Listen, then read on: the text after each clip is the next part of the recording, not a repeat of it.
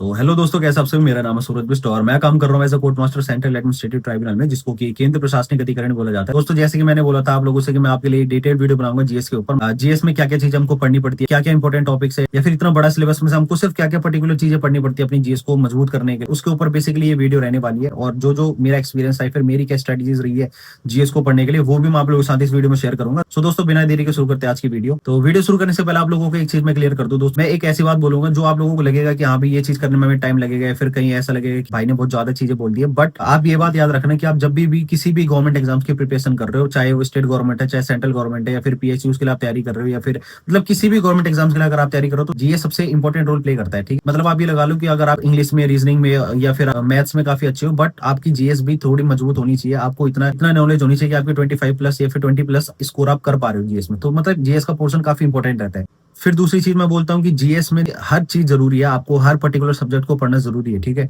अगर आप लोग अभी से अपनी मेहनत करोगे, फिर प्रिपेयर करोगे, आप जो बच्चा नया है ना, मतलब जो इस फील्ड में नया आएगा गवर्नमेंट एग्जाम्स के लिए, या फिर जो गवर्नमेंट एग्जाम की तैयारी करने वाला है, तो उसके मन में हमेशा ये रहता है कि यार इसका सिलेबस तो बहुत बड़ा है, हमको कब पढ़ेंगे, इतना टाइम लग जाएगा, इतना टाइम ये हो जाएगा, ये हो जाएगा। ठीक है, तो मेरा बोलने का यही मतलब है दोस्तों कि आप लोगों को पेशेंस के साथ बिल्कुल पढ़ाई करनी है। मतलब जो आप पढ़ रहे हो अभी, हिस्ट्री हो, चाहे ज्योग्राफी हो, चाहे पॉलिटिकल साइंस हो, उसको ये समझ के मत पढ़ना कि यार इसमें इतना टाइम वेस्ट हो रहा है हमारा। आप उसको टाइम दो। भले आपको 1 महीना लग रहा है, 2 महीने लग रहे हैं, 3 महीने लग रहे हैं, 4 महीने लग रहे हैं, बस आपको पढ़ना है वो। देखो, स्टार्टिंग में ना मुझे भी ये ऐसे लगा था कि भाई मेरा काफी ज्यादा टाइम वेस्ट कर रहा है सिर्फ एक ही पर्टिकुलर जीएस। मतलब उसकी वजह से ना मैं इंग्लिश पढ़ पा रहा हूँ, ना मैं मैथ्स कर पा रहा हूँ, ना मैं रीजनिंग कर पा रहा हूँ।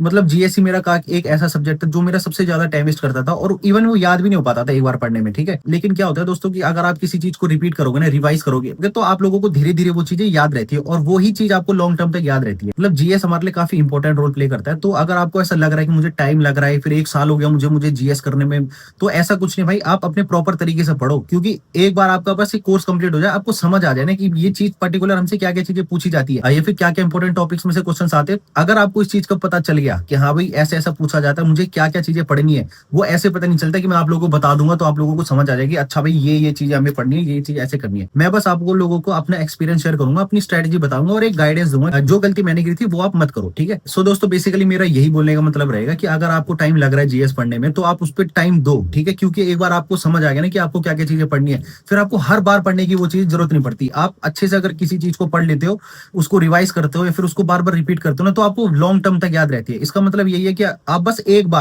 बार पूरा मेहनत के साथ, अपने फोकस के साथ उस चीज को पढ़ो, एंड देन आपको रियलाइज होगा कि हाँ भी मुझे ये चीजें याद रह रही है। फिर आपको मतलब जीएस का पोर्शन एक ऐसा ऐसा चीज है ना, अगर मान लो मैंने हड़प्पा सिविलाइजेशन अच्छे से पढ़ रखा है, तो आप उसमें से किसी भी टाइम कोई सा भी क्वेश्चन मुझे दे दो, मैं सॉल्व कर लूंगा उसको। ठीक है, मतलब मुझे उसका आइडिया रहेगा कि हाँ मुझसे ये पूछा जाता है, फिर ये चीजें मैंने पढ़ रखी है, तो आपको दोबारा उसको डिटेल में पढ़ने की जरूरत नहीं पड़ती। देखो, जीएस पढ़ने का क्या तरीका होता है वो मैं आपके साथ पहले शेयर कर दूं। जैसे आप लोगों ने किसी भी एक पर्टिकुलर टॉपिक, जैसे महाजनपद उठा लिया, अब हमको पता है 16 महाजनपद होते हैं, उसमें से क्या इंपॉर्टेंट है। देखो, उन महाजनपदों में से सबसे पहले हमसे कैपिटल्स में से क्वेश्चन पूछे जाते हैं। ठीक है, उसके बाद जो इंपॉर्टेंट महाजनपद है उनमें से क्वेश्चन पूछे जाते हैं। अब देखो, महाजनपद में क्या क्या होता है, हरेम वंश हो गया, शिशुनाग हो गया, फिर उसके बाद नंद वंश आता है, मौर्य वंश आता है, सुंग वंश होता है, फिर कर्ण आता है, फिर सातवाहन आता है, फिर चेती आता है, फिर साका आ गया, फिर उसके बाद कुषाण आ गए। तो ये चीज होता है कि अगर आप इसको एक बार में पढ़ लोगे तो ऐसा नहीं रहता कि आपको याद रह जाएगा। ये चीजें प्रैक्टिस से ही होती है। ये चीजें आपको जब बिल्कुल आप फोकस के साथ पढ़ते हो ना, तो आप चीजों को याद रखते हो, इससे फ्लो में याद रहेगा कि हाँ भी, मतलब या तो ट्रिक के साथ याद करते हो, या फिर उसको लिख लिख के याद करते हो। मुझे भी ना एकदम से याद नहीं होती ये चीजें, मुझे भी टाइम लगा था इसको करने में। तो ऐसा ही सबके साथ होता है, आप लोग जितनी प्रैक्टिस करोगे उतना अच्छे से आप लोग लिख पाओगे। तो मेरा बोलने का यही मतलब है कि अगर आप लोगों को टाइम लग रहा है तो उसको टाइम दो। ठीक है, ये मत सोचो कि मेरा टाइम इतना लग रहा है। अगर आपको 1 साल सिर्फ अपना सिलेबस पूरा कंप्लीट करने में लग रहा है, तो डेफिनेटली अगले साल से आपको ये चीज पढ़ने की जरूरत भी नहीं पड़ेगी। आप सिर्फ अपने इंपॉर्टेंट नोट्स पढ़ो, उसमें से जो जो आपको लग रहा है कि हाँ भाई ये चीजें मैंने पढ़ी, या फिर इस पर्टिकुलर टॉपिक्स में से क्वेश्चन आ रहे हैं, तो उस सिर्फ पर्टिकुलर टॉपिक को पढ़ो। तो आप लोगों को ये पता चल जाएगा उससे कि हाँ भाई मुझे क्या पढ़ना है। ठीक है, इसीलिए मैं हमेशा आपको कहता हूँ कि सबसे पहले अपना सिलेबस पढ़ो कि आपको क्या क्या चीजें पढ़नी है, क्या क्या चीजें उसमें से इंपॉर्टेंट है। आप खुद एनालाइज करोगे ना, तब आपको ज्यादा बेनिफिट रहता है इस चीज में। अब मैं आपको एक टॉपिक दे दूंगा, हरेम वंश पढ़ो जाके महाजनपद में से, तो आपको पर्टिकुलर चीज नहीं समझ आएगा। अब हरेम वंश के साथ बहुत सारी, जैसे मैंने रिलेट करके पढ़ाया था ना कि हरेम वंश, शिशुनाग वंश, नंद वंश, ऐसी चीजें फिर ये एक एक करके आते हैं। फिर अगर आप हरेम वंश से ही आपका शिशुनाग वंश जुड़ा हुआ है, फिर उसके बाद नंद वंश जुड़ा हुआ है, फिर मौर्य जुड़ा हुआ है, तो ऐसी ये होता है एक तरीका पढ़ने का। मतलब वो आपको कैसे पता चलेगा, वो आप बुक से जब पढ़ोगे ना, आप खुद से पढ़ोगे, तब आपको समझ आएगी हाँ भाई मुझे ये चीज पढ़नी है। तो बेसिकली दोस्तों मेरा यही बोलने का मतलब है कि आप अपने जो जीएस पढ़ रहे हो उसमें ये मत सोचो यार बहुत ज्यादा सिलेबस है, बहुत बड़ा सिलेबस है उसमें कोई डाउट नहीं है। मुझे भी पता है कि आपका सिलेबस काफी बड़ा है, सबको कंफ्यूजन होती है स्टार्टिंग में, बट आप लोगों को वो चीज पढ़नी ही पड़ती है, क्योंकि जब आप लोग एग्जाम में बैठते हो ना तो उसमें आपको ये नहीं देखना है कि भाई मुझे 2 या 3 नंबर चाहिए, आपको चाहिए 20+, 25+ या फिर 30+ नंबर। उसके लिए आपको मेहनत करनी पड़ेगी। अगर आपको 6 महीने 7 महीने अगर आपको वो पढ़ के अपने नोट्स बना के उसको पढ़ने में, रिवाइज करने में, याद करने में टाइम लग रहा है तो इट्स ओके, वो सबको लगता है इतना टाइम, ठीक है। तो आप लोगों को ज्यादा इस चीज का टेंशन लिया मत करो, आप लोग अपने फोकस के साथ पढ़ो उसको, आप लोगों का ही बेनिफिट रहेगा। अगर आप उसको बिल्कुल अच्छे से पढ़ रहे हो ना तो आपको वो चीजें लॉन्ग टर्म तक याद रहेगी, ठीक है। तो ये बात होगी जीएस पढ़ने की कि जीएस कैसे कैसे पढ़ना है, ठीक है। फिर उसके बाद आ जाते हैं कि जीएस का सिलेबस बहुत बड़ा है, उसमें से आपको हर चीजें नहीं पढ़नी पड़ती है। मैं हमेशा आपको ये चीजें कहता हूँ, इवन मैं भी उस टाइम जब मैंने अपनी जीएस की प्रिपरेशन स्टार्ट की थी तो मुझे ऐसा लगा था कि मैं अननेसेसरी चीजें ज्यादा पढ़ रहा हूँ। मतलब आप ये लगा लो कि हमारा सिलेबस देखो, सबसे पहले आ गया हिस्ट्री, फिर ज्योग्राफी आ गया, फिर पॉलिटिकल साइंस आ गया, फिर इकोनॉमिक्स आ गया, फिर जनरल साइंस में अगर हम बात कर ले केमिस्ट्री आ गया, फिजिक्स आ गया, फिर बायोलॉजी आ गया, उसके बाद फिर हमारे स्टैटिक जीके आ गया, फिर करंट अफेयर्स आ गए। मतलब अब ये लगा लो कि कितना कुछ हमको पढ़ना है। हमें ये तो पता है कि हमें पढ़ना है, बट उस चीज में से हमको क्या क्या चीजें मेन चीजें है उस चीज पर फोकस करना है। अब देखो सबसे ज्यादा क्वेश्चन पूछे जाते हैं हिस्ट्री, ज्योग्राफी, पॉलिटिकल साइंस। ये 3 चीज आपको मजबूत करनी है सबसे पहले, history, political science and geography. बाकी जा रही इकोनॉमिक्स की बात और जा रही जनरल साइंस की बात, वो सिर्फ आप प्रीवियस ईयर से पढ़ लो या फिर कोई भी यूट्यूब वीडियो देख लो कि प्रीवियस ईयर के जितने भी एनालिसिस है या फिर जितने भी क्वेश्चन पूछे जाते हैं वो रिपीटेड ही होते हैं। मतलब आप जनरल साइंस के क्वेश्चन लगा लो या फिर इकोनॉमिक्स के लगा लो तो उसको बिल्कुल साइड कर दो, ठीक है। आपके इन 5 में से 3 चीज इंपॉर्टेंट आ गई, history, geography and political science. ये इस पे आपको मेन फोकस रखना है, ये तीनों चीजों का आपको पकड़ बनानी है। इन 3 चीजों में आपको पता लगाना है कि हमें क्या क्या चीजें पूछी जा रही है और क्या क्या हमारे लिए इंपॉर्टेंट है, ठीक है। फिर आ जाती है स्टैटिक जीके और करंट अफेयर्स। स्टैटिक जीके बहुत ही इंपॉर्टेंट है भाई। आजकल अगर जिस तरीके के पैटर्न आ रहे हैं ना, चाहे आप एसएससी की बात कर लो, DSSB की बात कर लो, या फिर कोई भी स्टेट या सेंट्रल गवर्नमेंट एग्जाम्स की बात कर लो, चाहे रेलवेज हो, ठीक है, या फिर कोई भी, मतलब कोई भी आप बात कर लो, तो उसमें स्टैटिक जीके का काफी ज्यादा वेटेज रह रहा है। मतलब आप ये लगा लो कि अगर 50 मार्क्स का कोई क्वेश्चन पेपर है, फिर 25 का कोई क्वेश्चन नंबर है, तो उसमें से 6 to 7 क्वेश्चन हमारे स्टैटिक जीके से हमको देखने के लिए मिल रहे हैं, ठीक है। तो इन 3 चीजों के साथ, हिस्ट्री, ज्योग्राफी, पॉलिटिकल साइंस के साथ, आपको स्टैटिक जीके पे भी फोकस रखना है। वो आपको ट्रिक्स के साथ पढ़नी पड़ती है, या फिर आप ये लगा लो उसकी आप जितनी बार रिवीजन करोगे उतना आप लोगों के ध्यान में रहेगा। स्टैटिक जीके आप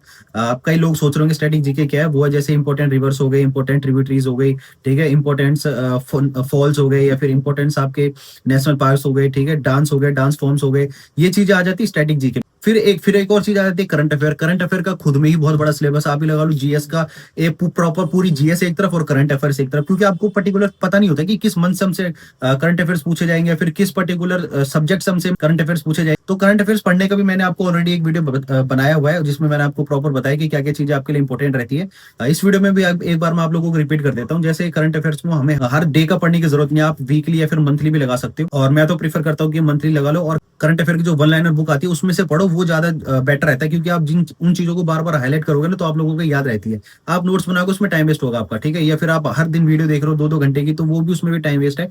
आप लोग एक जैसे मंथली 1 लाइनर करंट अफेयर्स आती है, उसमें उसमें क्या करो आप, मतलब मेरे ख्याल 60 या फिर 120 पेजेस होते हैं उसमें, तो आप इजीली उसको पढ़ भी पाओगे, उस पर नोट्स बना पाओगे कि हाँ ये इंपॉर्टेंट है, हाईलाइट कर सकते हो। तो उसमें आपका ना तो ज्यादा टाइम वेस्ट होगा और आप लोगों को ज्यादा से ज्यादा नॉलेज भी उसमें मिलती है, ठीक है। और दूसरी चीज होगी करंट अफेयर्स, अगर आप वीडियो से देख रहे हो तो उसमें भी हर चीज देखने की जरूरत नहीं है। करंट अफेयर्स हो गए जैसे इंपॉर्टेंट अवार्ड्स मिल रहे हैं, या फिर कोई हमारे नेशनल अवार्ड्स मिल रहे हैं, या फिर जो नोबेल प्राइजेस हो गए, या फिर देश में पहली बार हो रहा है, फिर इंटरनेशनल, अगर इंटरनेशनल की बात करें तो उसमें अगर पहली बार हो रहा है तो वो चीजें ज्यादा इंपॉर्टेंट है। जो छोटी मोटी चीजें वो आपके लिए ज्यादा इंपॉर्टेंट नहीं है। फिर कोई स्कीम गवर्नमेंट ने लॉन्च कर दी जो कि पहली बार ऐसा हो रहा है, तो वो चीजें इंपॉर्टेंट रहती है, वो चीजें पढ़नी, बस फालतू की चीजों में आपका टाइम वेस्ट नहीं करना है, ठीक है।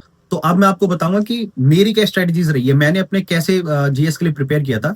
देखो सबसे पहले मैं हिस्ट्री की बात कर लेता हूँ। हिस्ट्री मेरे लिए सबसे मोस्ट चैलेंजिंग रहा है, क्योंकि देखो सबको पता है हिस्ट्री पढ़ने में सबको मतलब दिमाग में यही रहता है कि यार हिस्ट्री काफी बोरिंग सब्जेक्ट है, फिर उसमें मुझे ऐसा लगता है कि यार इसमें क्या क्या पढ़ूंगा मैं, हर चीजों को, जो डेट्स हमने याद करनी है, कितनी हमने लड़ाइयां याद करनी है, ठीक है, बहुत सारी चीजें ऐसी है जिसमें हम कॉम्प्लिकेशन होती थी पढ़ने में कि कैसे पढ़ना है, क्या पढ़ना है। तो मेरा देखो एक ही फंडा था, जैसे आपको पता है वीक में 7 डेज होते हैं, उसमें 6 डेज हमें सिर्फ पढ़ना है एंड 7 डे पे हमको रिवाइज करना है। जैसे कि हम लोगों ने आपको टारगेट भी दिया हुआ है कि आप 6 दिन अपने टारगेट पूरा करो, एंड जो 7वां दिन आपको रहेगा वो रिलैक्स नहीं करना, उसमें आपको रिवाइज करना है, ठीक है। तो सिंपली मैं भी यही करता था, 6 दिन मैंने अपने लगा लिए, ठीक है। फिर हिस्ट्री में मैं क्या करता था, उसको 3 पार्ट्स में मैंने डिवाइड कर रखा। जैसे हिस्ट्री 3 पार्ट्स में डिवाइडेड है, जैसे एंशिएंट हो गया, फिर मिडिवल हो गया, एंड देन मॉडर्न हो गया। तो मैं एक दिन जैसे एंशिएंट हिस्ट्री से मैंने हड़प्पा का पकड़ लिया, फिर मॉडर्न में मैंने स्टार्टिंग का फेस पकड़ लिया, फिर नेक्स्ट डे पे मैंने मेडिवल का एक पर्टिकुलर टॉपिक पकड़ लिया। तो ये मेरा तरीका होता था हिस्ट्री पढ़ने का, ठीक है।